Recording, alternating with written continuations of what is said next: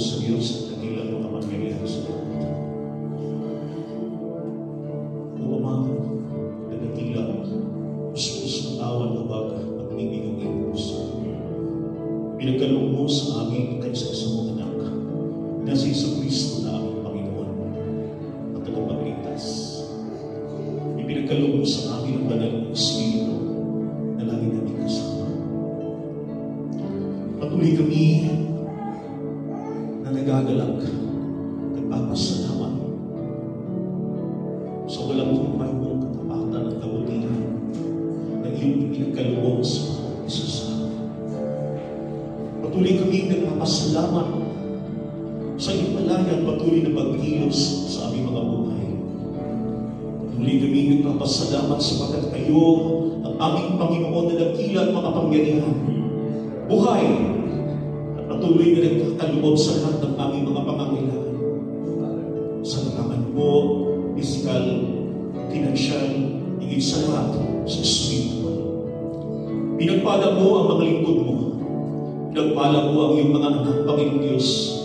Pinuspos mo ang kagalakan, kapayapaan, pag-asa ng buwan sa iyong Panginoon. Ang iyong mga salita ay punong-puno ng kagalakan, kapayapaan. Ang iyong mga salita ay pag-asa at nagbibigay ng buhay na walang hanggan. Ipagkaloob mo sa aming Panginoong Diyos na patuloy na pakikinig sa iyong mga salita, O Lord God. Ang iyong banal na Espiritu patuloy na gagawa at ikilos ng mga puso sa aming kalagitnaan, Lord God. At ang lahat ng ito, Panginoon, ay aming hinihiling sa tanging pangalan ng iyong anak na Jesu Kristo, kasama ang banal mong Espiritu na naghahari noon, ngayon at magpakailanman. At ang lahat ng itong sabi na. Amen. Praise God. So, po sa mapagpalang araw po sa ating lahat. Yan po ay buwan po ng Agosto ngayon. Yan po ay buwan ng wika. Ating pambansang wika ang Tagalog. Okay, so sikatin po na mabuo yung Tagalog. Although may mga halubin po na itong English po. So dito ho, makikita ho natin na patuloy po na pinagpala ng Diyos ang bawat isa. At ang lahat ng ito dahil nga po sa grasya ng ating Panginoon. Pwede ba natin sabihin po, grasya ng Panginoon? Grasya ng Panginoon. So makita ho natin mga kapatid, ang katapatan ng ating Panginoong Diyos sa buhay po natin ay hindi natin matatawaran. And dito ho sa patuloy natin pagdulog sa Diyos, sa pakikinig po sa kanyang mabuting balita, ang salita ng ating Panginoon. Kung ating titinan ho, mga kapatid, mayroon ho tayo ho na mapapakinggan na kung saan ito po ay sulat po. Ayon po sa Ebanghelyo ni San Marcos, the Gospel according to Mark, and an introduction. Ito po ay pasimula mula po sa Ebanghelyo ni San Marcos. Mula sa Ebanghelyo ni San Marcos. And dito ho natin makikita mga kapatid sapagkat ito po ay may connection doon po sa ating pong layunin, sa aim po natin, sa layunin po natin na walang iba kundi ipagpatuloy po natin ang pagdidisipulo, ang pagdidisciple. And ikukunin po natin ito, iugnay po natin ito patungkol po sa pagdidisipulo sapagkat ito po ay napakahalagang mga kapatid aklat. At magbibigay sa atin hindi lamang ng dunong, ng karunungan, at higit sa lahat, makikita natin ang kahalagahan kung ano ho ang nararapat natin gawin bilang mga lingkod ng Panginoon, bilang mga disipulo, mga alagad ng ating Panginoon sa larangan po ng ating din pong pagdidisipulo sa iba. Okay, so ating home Bible reading po natin is, Bible reading po natin is taken from the Gospel of Mark, chapter 1, verses 1 to 3. The beginning of the Gospel of Jesus Christ, the Son of God. In verse 2, as it is written in the prophets, Behold, I sent my messenger before your face, who will prepare your way before you. Verse 3. The voice of one crying in the wilderness, prepare the way of the Lord, make his path straight. May lang ko. Napakaiksi lang ko dito kasi introduction. Although ito po ay nasa 8 verses po, pero dinivide po natin, particularly kasi sinasama po natin yung introduction po ng Gospel according to Mark. Okay, so makita po natin mga kapatid na ang subtitle po natin po dito, yung outline po natin po ay makita po natin first and foremost, the framework statement. At yan po yung nagpapalo po dito, yung mga tagpo, yung mga balangkas sa mga pangyayari, mga tagpo, mga pangalan na napapalo po dito sa aklat po o Ebanghelyo ni San Marcos. And pangalawa po, the faithful promise. Ano ba itong pangako, inangako ng ating Panginoon? Sino po ba ito? Ano po bang magkagawa nito sa buhay po natin? Ano bang kapangyarihan nito sa buhay po ng isang mananampalataya bilang isang disipulo, bilang isang alagad? And ikatlo, the forerunner, yung pong tagapagsalita o tagapagpakuna, tagapagbalita o tagapagsalita, na kung saan ito po ay patungkol po sa buhay ng lingkod ng ating Panginoon na si Juan Bautista o si John the Baptist. So, first part is the framework statement. Mark, the author of this gospel, an evangelist who was the same as John Mark. At yan po ay matatagpuan po natin, hindi ko na isinulot po ang mga verses po, matatagpuan po natin po yan sa Acts chapter 12 verse 12, or Gawa chapter 12 verse 12. Gawa 12 sa talatang 12. At ang sabi nga po dito mga kapatid, na mapag-isip-isip niya, ito'y nagtungo siya sa bahay ni Mariang ina ni Juan na tinatawag ni Marcos. Maraming kapatid ang nagkakatipon doon at nananalangin. So alam niyo mga kapatid, ito yung lugar na kung saan pinagtitipunan ng mga mananampalataya.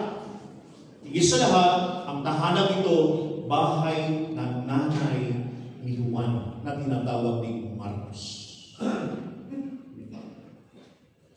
Sa aking pagsaliksik mga kapatid, itong tahanan ito, malaki-laki.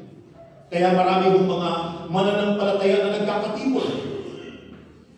Maraming mga mananampalataya na doon pumupunta para sila kung ay magsalo-salo sa pamamagitan ng presensya ng Diyos at sa mga salita at tuloy-tuloy ang kanilang pagdulog sa Diyos sa pamamagitan din po ng pananalangin. Kaya inam ng tahanan ng bawat isa kapag ito ay ino-offer, kapag ito ay hinihandog sa Panginoon para ito po ay gawin po na lugar para doon po mananalangin ang mga lingkod ng ating Panginoon. Tulad po itong bahay, sambahan o panambahan. The church building of glory na kung saan dito tayo nag-iikot, nagkakatagpo, upang tayo po ay sama-sama na manalangin sa ating Panginoon Diyos. At alam niyo, ganun din ang ginagawa ko nila, nagkakatipon. Corporate prayer po ang ginagawa ko dito po sa tahanan ni John Marcos o John Mark. Kailang po, napakinggan, kailang po ating po namnamin ang pananalangin. At the same time, John Mark or Juan Marcos, he was a close associate and interpreter of Peter, found in 1 Peter chapter 5 verse 13. Nasabi nga po dito mga kapatid, malinaw na sinasabi po sa magandang balita Biblia, unang Pedro kabanatang 5 sa talatang 13. Ikinukumusta kayo ng mga kapatid na nasa Babylonia, mga hirang na pawis ninyo. Kinukumusta rin kayo ni Marcos, ang mahal kong anak sa pananampalataya.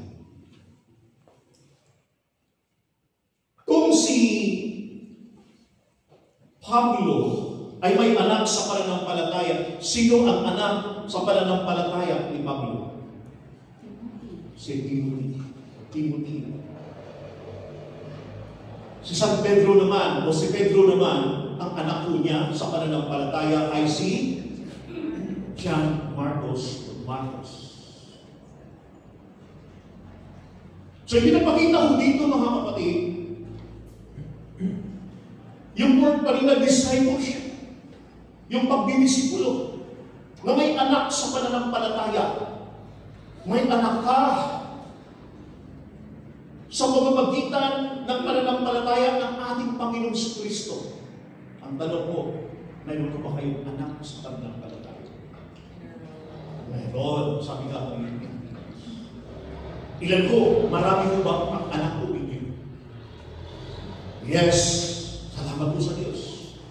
Noong kami ho, mga kapatid, ay magkaroon po ng service o meteorological service po doon sa namatay na si Brother Rex Gayam. Nakita ko namin po doon, napakarami po ilang anak. 11 pala.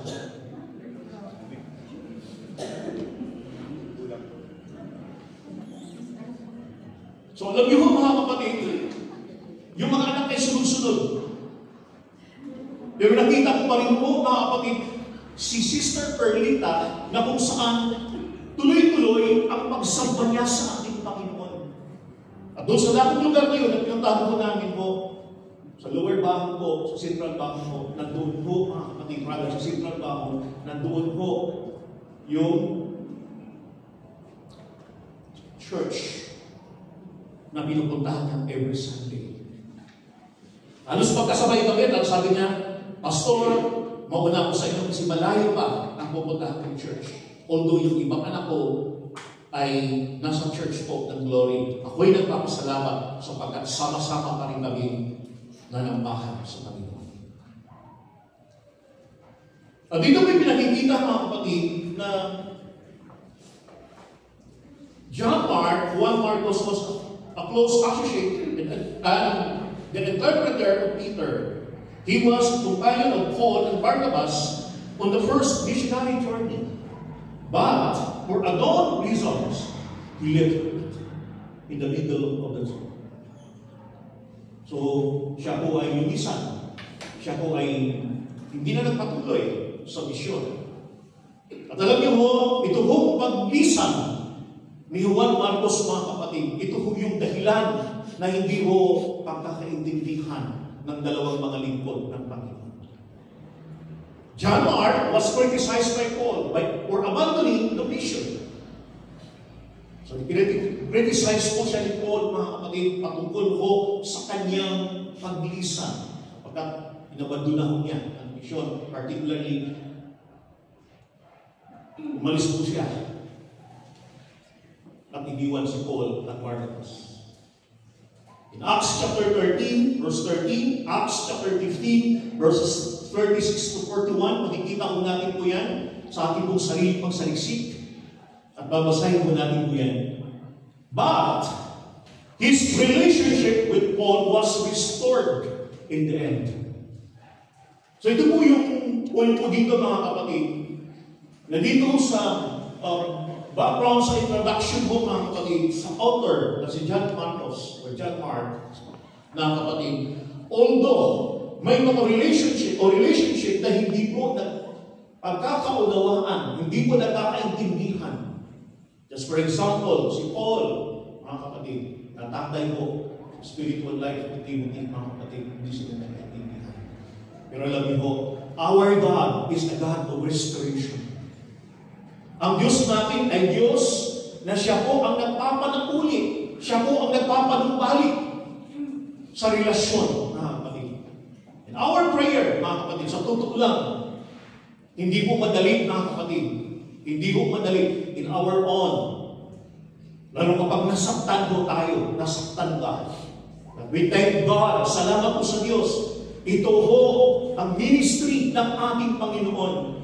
The ministry of restoration and reconciliation is the Word of God. Ito po ay trabaho, gawa ng ating Panginoon. Ang tayo po ay pagkasunduin. Ang pagkasunduin, ang mga servants, mga lingkod ng ating Panginoon, mightily na ginagamit ng ating Panginoon sa pagbabahagi ng mabuting balita at sa lahat ng larangan na ginagampanan sa loob ng Iglesia. Hangad ng ating Panginoon, nais ng ating Panginoon, napapanangkuliin ang nasirang relasyon. So praise God that their relationship was restored in the end. Mark was not of the 12 disciples. Hindi po siya kasama po, kabilang po sa 12 disciples who became apostles. Mark wrote for a Gentile Roman audience. Yan po ang sulat po niya. Particularly po, mga kapatid, yun po ang mission po niya. Mark records more miracles than does any other gospel. So makita po natin po, mas marami po ng milagro ang nakasulat o naka-record po sa Gospel ni Mark. Ikumpara po natin from the Gospel according to Matthew, the Gospel according to Luke, and the Gospel according to John. Mas marami po. And dito pinakikita ko, mga kapatid, yung word na immediately. The word immediately. At makikita po natin, mababasa po natin yan, starting po dito sa Mark chapter 1. And kung titingnan po natin hanggang sa Mark chapter 16. Kasi how many chapters in the Gospel of Mark? There are 16 chapters. Mayroon pong 16 na kabanata ang nasa loob ng Ebanghelyo ni Mark. So more than 40 times binanggit po yung word immediately. Kaya nga sabi ko dito, aside from that, marami din pong himala ang ginawa ng Panginoon. Isulat ito in AD 55 to 70. Ano kaya ibig sabihin ng AD 55 to 70? The word AD, Anno Domini. The word Anno Domini, or Year of the Lord, taon ng Panginoon. Yan ang ibig sabihin ng AD or Anno Domini.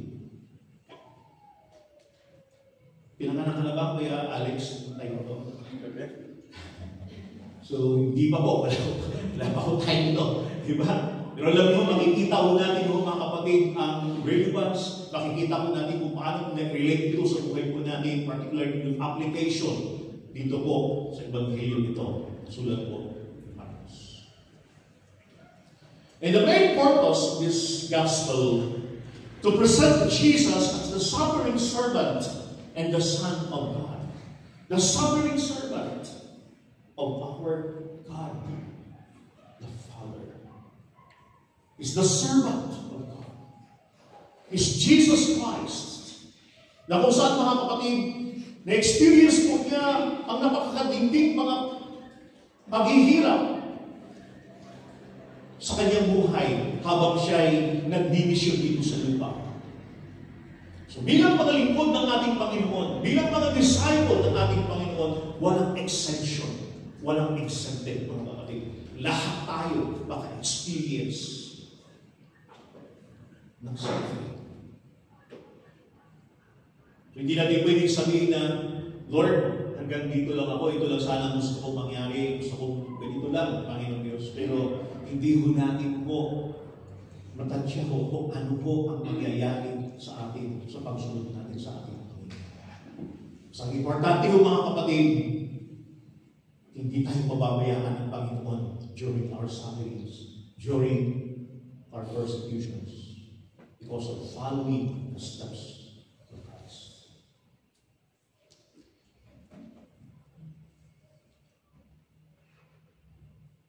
calling to all discipleship through faith, humility, and endurance. Ito yung layunin. Ito yung focus ni Paul, sabi ko rito, sa lahat po ng mga alagad ng ating Panginoon, sa lahat po ng mga disciples, ang bawat isa sa atin ay dapat pong maging manatiling matatag sa ating pananampalataya, sa kabila po ng mga pagsubok, mga pag-uusig, at even sa kamatayan. At patuloy tayong maglingkod sa Diyos ng may kababaang loob at may tuloy na pagpupulyani with endurance. The key verse is found in Mark chapter 10, verse 45. For even the Son of Man did not come to be served, but to serve and to give His life a ransom for all. So makita ko natin dito mga kapatid yung key verse na ito na ang Son of Man, in other words, the Son of God, si tayo bang meaning ko dito, did not come to be served, but to serve and to give His life as a ransom for me. Ibinigay niya ang kanyang buhay para maglingkod. Hindi siya naparito para paglingkuran.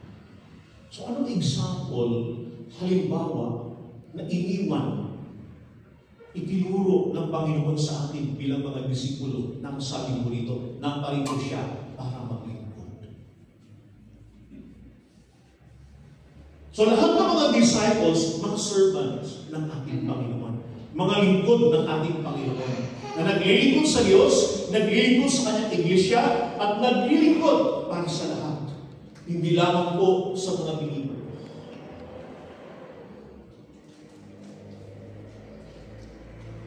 The background, Nero, a Roman emperor, accused the Christian community for setting the city of Rome on fire, and therefore instigated a fearful persecution during that time the church was living under the threat of death.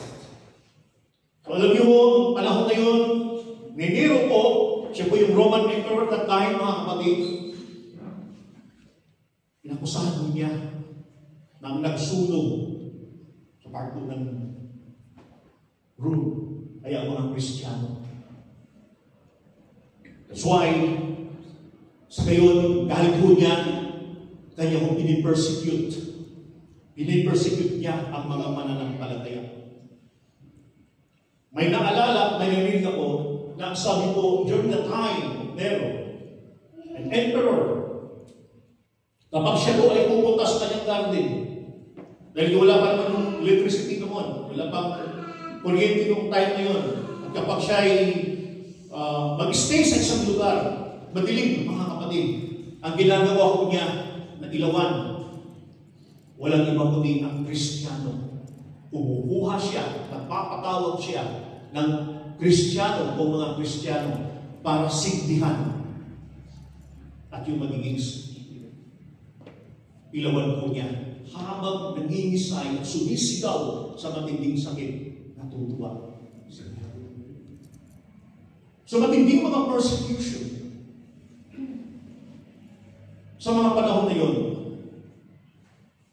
Paano kaya ngayon, mga kapatid? Anong mga persecution?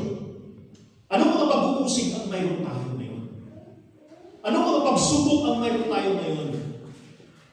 Ano ang mga na-encounter natin? Anong mga hinaharap natin sa kasalukuyan sa panahon ito, mga kapatid?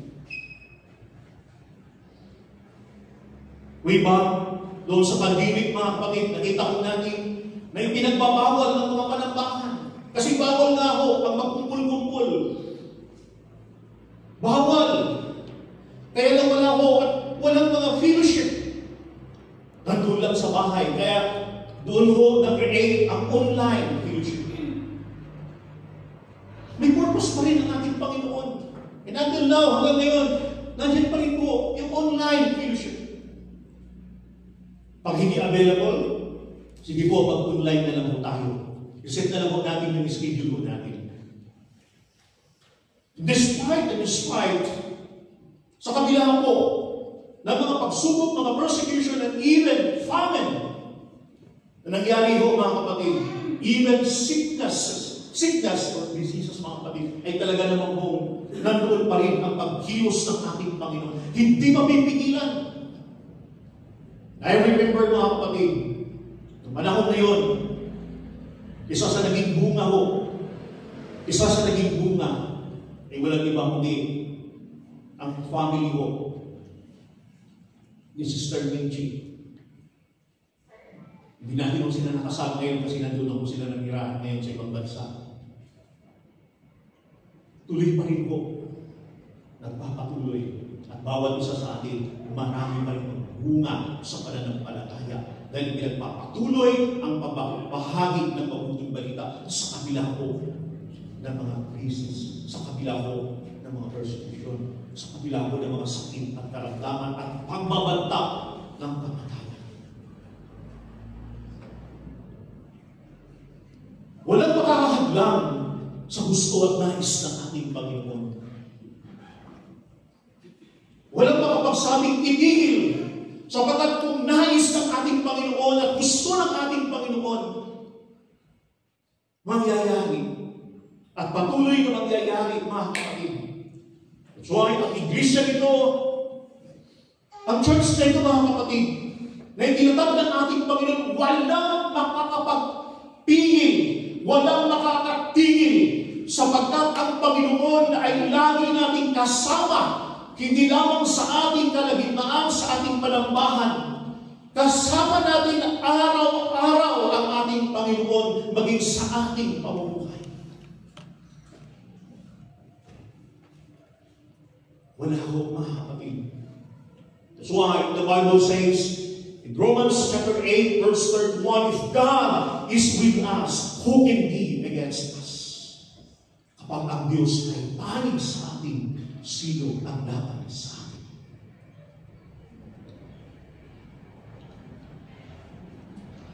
So, napakaganda ko, mga kapatid, ng framework sa tingnan ito, particularly ba rin sa background, na pinakita ko dito, ng Diyos ko natin, is powerful God. Mark wants his readers to draw encouragement and strength from the life and example of Jesus. Ano ang layunin, ano ang purpose po dito ni Marco? Na ma-encourage, may strengthen, mapalakas ang buhay ng mga lingkod ng Panginoon, ang mga servants ng ating Panginoon, habang binabasa natin ang Ebanghelyo ni San Marcos. Habang pinakinggan natin ang mabuting balita ayon sa Ebanghelyo ni San Marcos, tayo ay pinalalakas, pinapatatag ng ating Panginoong Kristo sa pamamagitan ng kanyang mga salita. In Mark chapter 8, verse 31, and he began to teach them that the Son must suffer penitence, and be rejected by the elders and chief priests and scribes, and be killed, and after 3 days rise again. Muling nabuhay ang ating. So makita ko natin, mga kapatid, ang magandang halimbawa na iniwan ng ating Panginoong Kristo. So kapag tayo naka-experience po ng mga ganong mga krisis sa buhay, naka-experience tayo ng kawalan ng material, kawalan ng pag-asa. Parang sinasabi natin, wala na akong pag-asa. Ang inaasahan ko ay hindi na ho dumating at wala na hong size na. Ano ho dapat natin gawin? Ituon natin ang ating mga mata. Ituon natin ang ating puso sa ating Panginoon. You must fix your eyes, the author and the perfecter of our faith. No other than the life of our Lord Jesus Christ. Hindi ho sa tao. Hindi din po sa amin bilang mga pastor, mga kapatid. Although, ang bawat isa sa ating ginagamit para po magpalakasan at makapagpalakas, makapag-encourage. Pero alam niyo, mga kapatid, higit sa lahat, walang iba kundi ang ating Panginoon ang siyang makapagpapalakas, makapagpapatibay ng ating pananampalataya sapagkat ang ating Diyos, siya'y Diyos na buhay. Hindi lang siya Diyos na buhay sa panahon ni Juan Marcos. Hindi lang siya Diyos na buhay sa panahon ng Old Testament, ng Lumang Tipan, kundi ang Diyos na ating sinasamba, ang Diyos na ating pinagpupurihan, ang Diyos na ating pinasasalamatan, siya'y Diyos magpahanggang ngayon at siya'y Diyos na buhay at hindi nagbabago. Maraming nabago at maraming mga pagbabago sa mundo ito.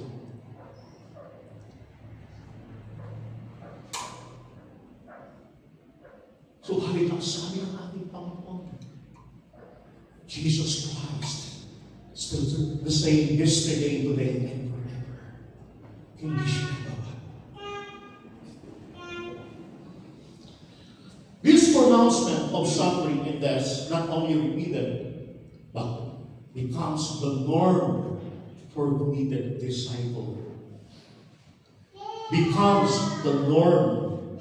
The word norm, ang tinutukoy ko dito mga kapatid, ito yung standard. Ito yung pamantayan. Ito yung pattern na dapat nating malaman kung hindi pa ako alam ng ibang mga mananampalataya. Kasi marami mga disipulo na sumusunod sa ating Panginoon ng mga baguhan. Mga baby Christian, sabi, akala ko kasi po, Brad, akala ko kasi po, sister, ang pagsunod sa Panginoon napakadali lang. Ang pagsunod sa Panginoon na masarap. Para kang nakahiga sa isang katre, sa isang bed na punong-puno ng rosas na walang tinik. Napakadali lang. Pero alam niyo, sabi ko dito, malinaw na ang sabi ko dito, repeated but becomes the norm for committed disciples.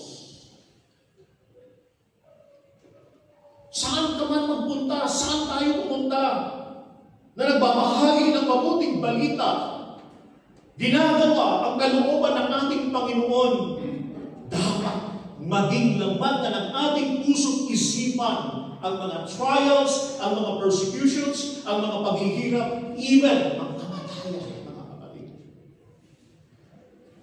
Kasama ko yan sa buhay natin.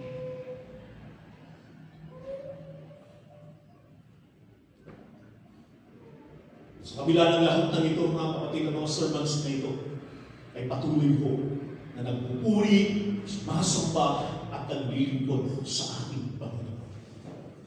Yan ang mga disipulo ng ating Panginoon Jesus. The content. Mark is the shortest of the gospel, containing genealogy and no account of the birth of Jesus Christ. Ikumpara natin sa Gospel ng Matthew, Gospel ni Luke, Gospel ni John. Gospel according to John. It is the Gospel of action. Moving rapidly from one sense to another.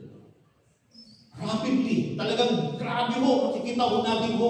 Punong-puno ng action. Diba po, tayo ho, di ba kapag nanonood po tayo ng teleserye or palabas o pelikula, gusto natin action. Alam niyo po, sa Biblia, itong Gospel ni Mark, punong-puno ng action. Maraming hooks ang Panginoon na pinagaling. Maraming pinagaling ang ating Panginoon. At alam niyo ba, ito ang nangyari dito sa atin. Physically, and spiritually, mga kapatid. Ikumpara doon sa Panginoon.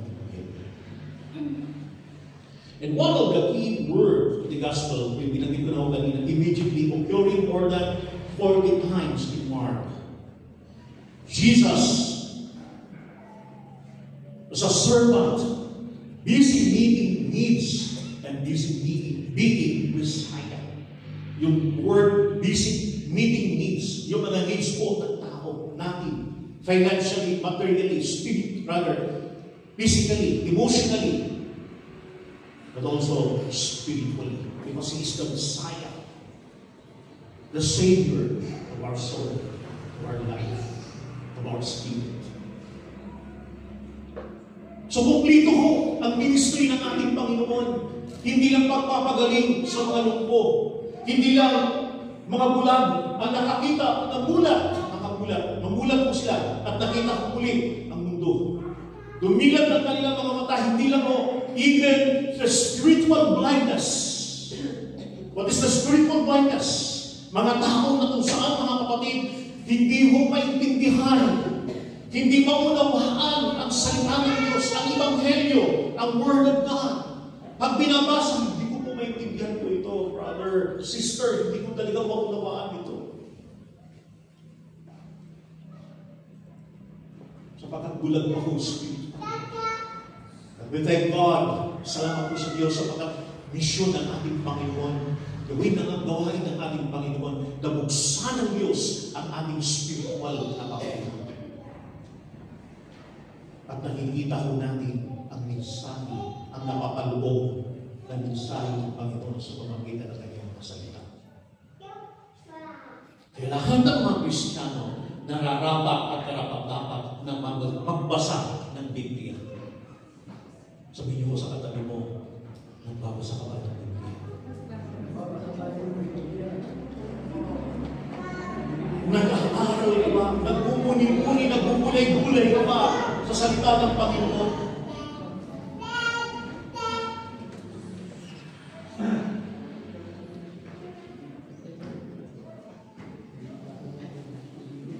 Kanina ho, sabi ko ni Ate Bridget ko, Pastor, hirap mo yung Bible mo. Sabi ko, kako, ate, baka hindi mo maintindihan kung ano sulat ko yan. Kasi yung iba ho, sabi ko, sinata ng Biblia kasi banal ko yan. Wala naman akong masama po doon, pero sa akin po. Dahil pag-aari ko ang Bible, para sa akin po. Pag-aari ko ang Bible na ito, ako may-ari ko ito. So, ang ginagawa ko, sinusulat-sulatan ko. Kung ano ang pangungusap ng Panginoon, kung ano ang ipinapakita ng Panginoon sa atin, yun po ang ginagawa ko. Sinusulatan. At kapag nakita ko ang page na ito, at dito sa verse na ito, maalaala ang mga bagay na yun, sapagkat the Holy Spirit will bring all things to remembrance.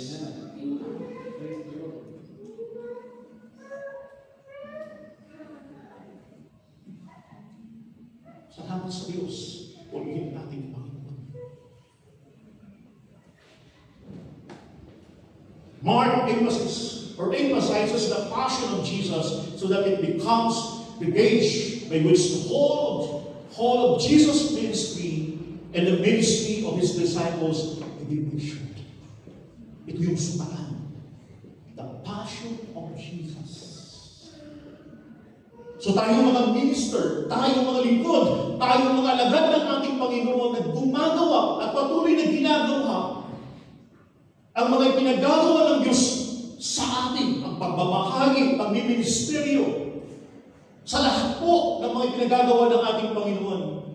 Lagi natin tandaan yung passion ng ating Panginoon. Marudog na damdamin ng ating Panginoon Diyos sa mga buhay nito.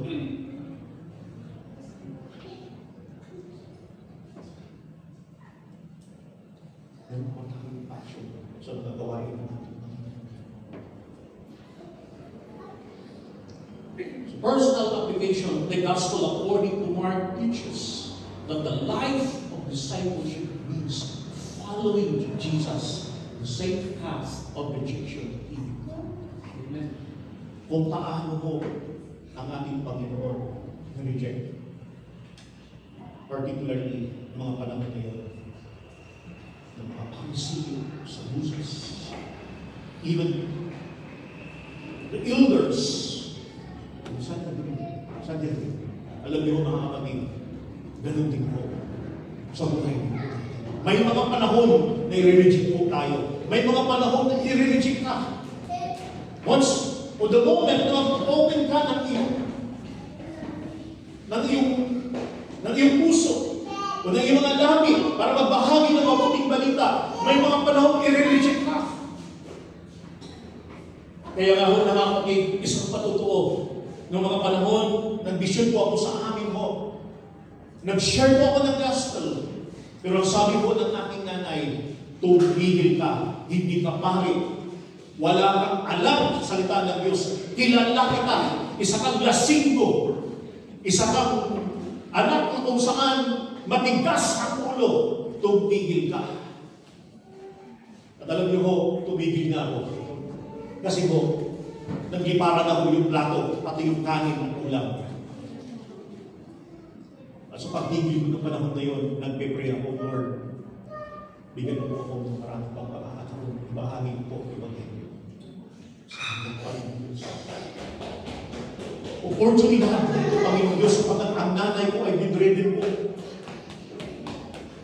Habang binibihisan ko siya at pinapaliguan ko siya, kumakanta ako ng mga papuri sa ating Panginoon at nagbabahagi ng mabuting balita. At hindi ko namamalayan, mga kapatid, pagkalipas po ng ilang buwan, sapagkat natigil po ako sa pagdimisyon, natigil po ako sa pagbabahagi ng mabuting balita sa iba't ibang lugar. Nag-stay po ako sa akin. Nakita ko po ang pagtugon ng aking nanay. Tinanggap niya ang Panginoong Jesucristo. What the prophet of the man if he gave against the whole world that suffers those against also. At alam niyo mga kapatid, noong panahon na yun, grabe ang tuwa ko. Sapagkat sinabi mo ng Lucas, Kabanatang 10 sa talatang 20, higit na magkaroon ng kagalakan sa langit. Kaysa siya na po siyang na hindi nangangailangan ng pagsisisi kaysa isang tao na nangangailangan. Alam niyo mga kapatid, nagpapasalamat. Nung mamatay ko, ang aking nanay, mga kapatid, doon ko sa Hitso, inilagay ko po doon ang verse, John chapter 14, verse 6. Ang sabi ko ng mga kapapatid ko, bakit inaanagay mo pa yan? Sa Bible lang dapat ilagay mo yan. Alam niyo, sabi ko ng John 14, verse 6. I am the way, the truth, and the life, and no one comes to my Father except through me. Jesus is the way to the Father. Si Jesus ang daan. Siya ang buhay. Siya ang katotohanan, mga kapatid. At yan ho ang gusto na ipasayos dito sa Ebanghelyo nito. Na hindi lamang siya dakilang manggagamot, hindi lamang siya nagpapagaling, kundi siya po ay nagliligtas at nagsasabi ng katotohanan sapagkat ang kanyang salita ay punong-puno ng katotohanan. Ang kanyang mga salita ay katotohanan.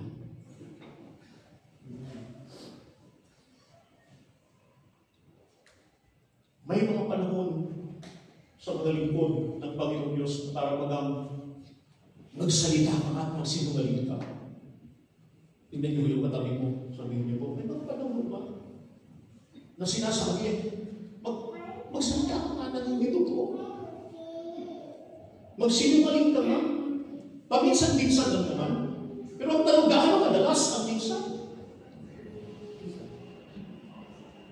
Once, kapag ito po'y nasimulan na, diba? Tuloy-tuloy na. At alam niyo, mga kapatid, Lord, sa mga panahon na yun, mga nasbanggit, may mga nasabi na hindi totoo. Lord, patawarin niyo po, Panginoon Diyos. Patawarin niyo po, Panginoon. Patawarin niyo po ang mga paglingkod, Panginoon. Hindi yan ang nais mo, Panginoon. Hindi yan ang gusto niyo po, Panginoon, sa mga lingkod mo, sa mga disciples sa lupa.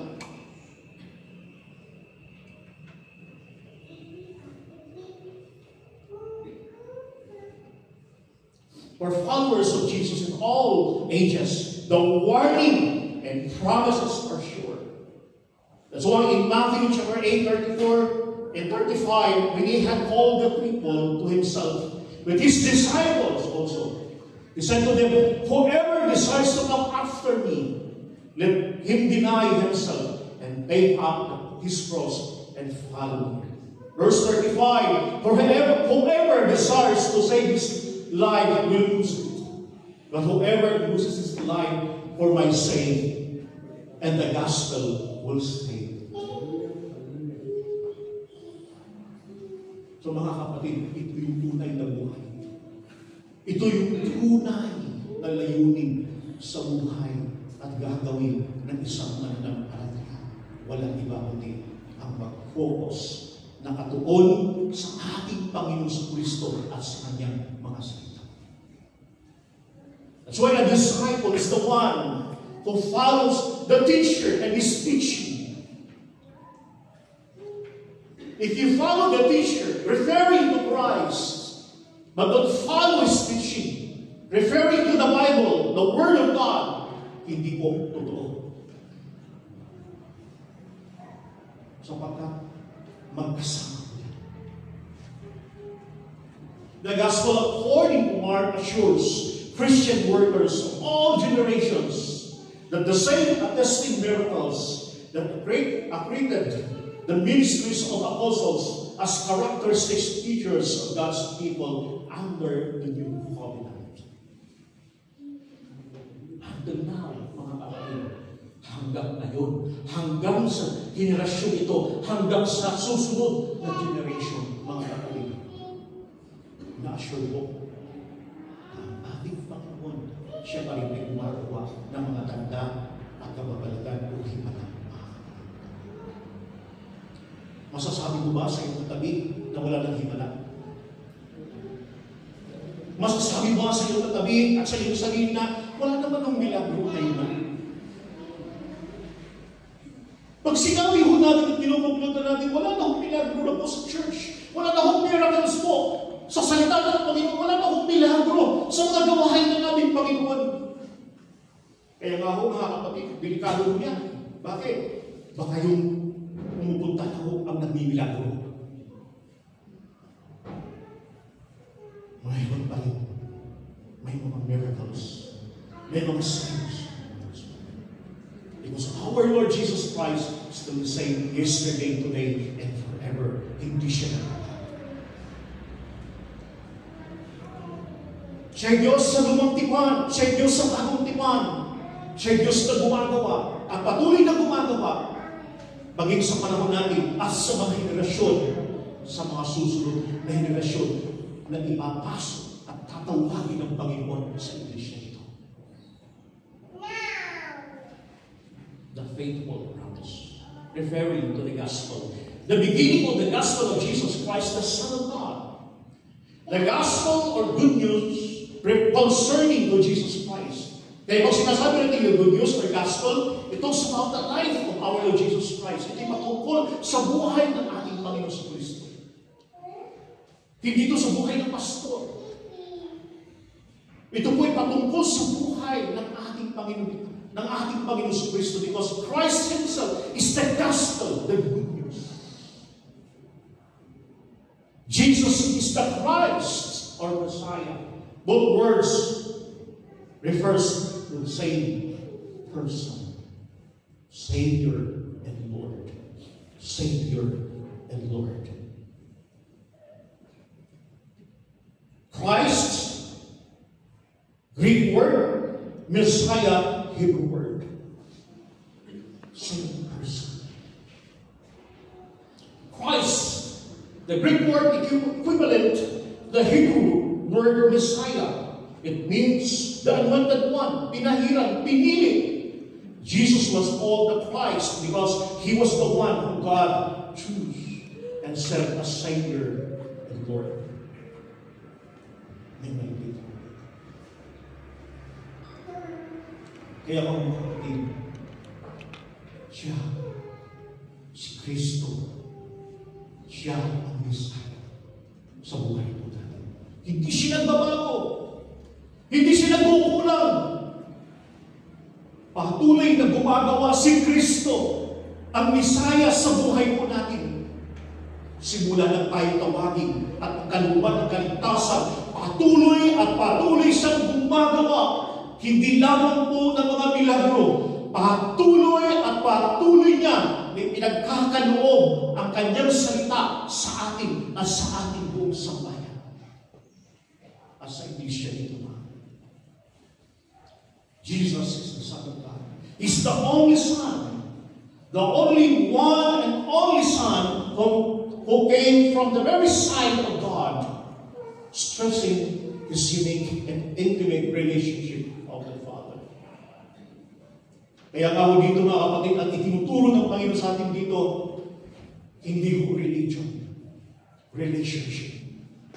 Relasyon, an intimate relationship to God, to our Lord Jesus Christ. A close relationship. Yan ang itinuturo ng Panginoon sa atin.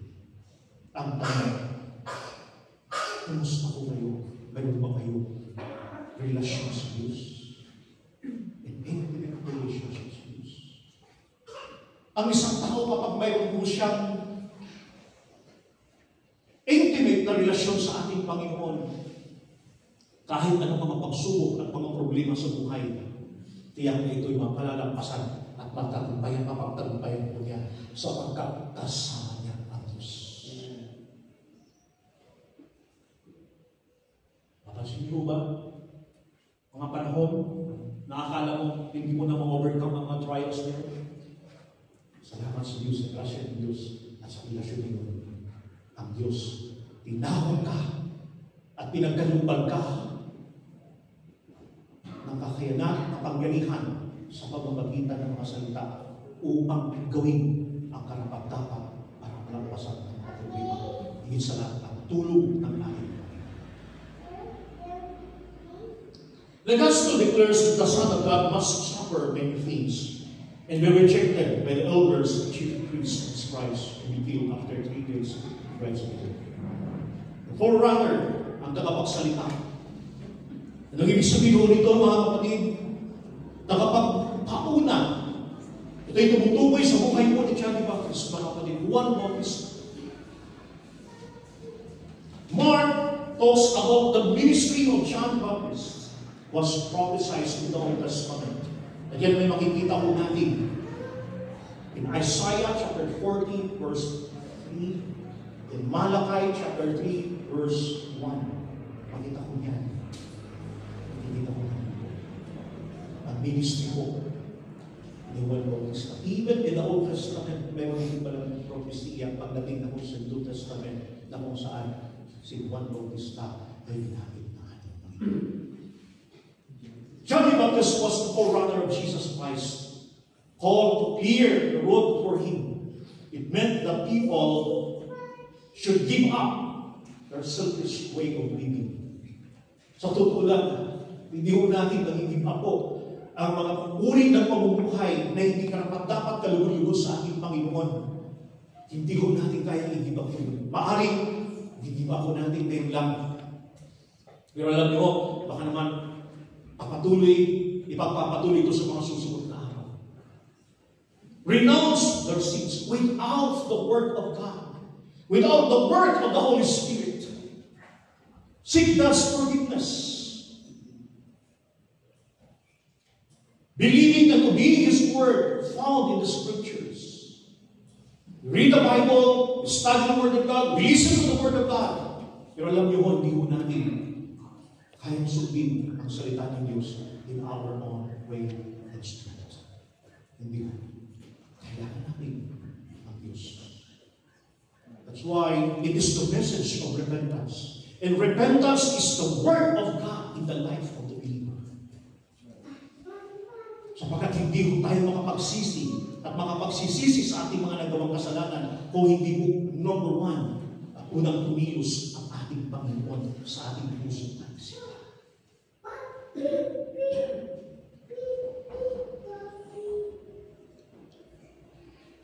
Repentance means to change one's mind. That's why in Romans chapter 12, verse 1, do not conform the pattern of this world, but be transformed by renewing your mind. To change one's mind, to purge one's life, turning away from sin and turning toward God. It is a change of mind, forsaking of sin. Totally and completely.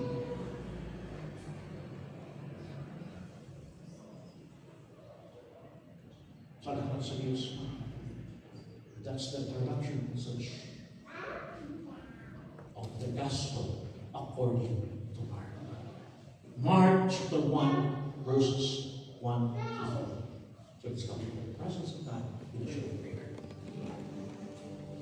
Diyos na dakilang kapangyarihan sa lahat. Ang mga salita mo ay punong-puno ng kapangyarihan. Punong-puno ng pag-asa, buhay. At patuloy na gumagawa at kumikilos ito sa bawat isa na may pananalig.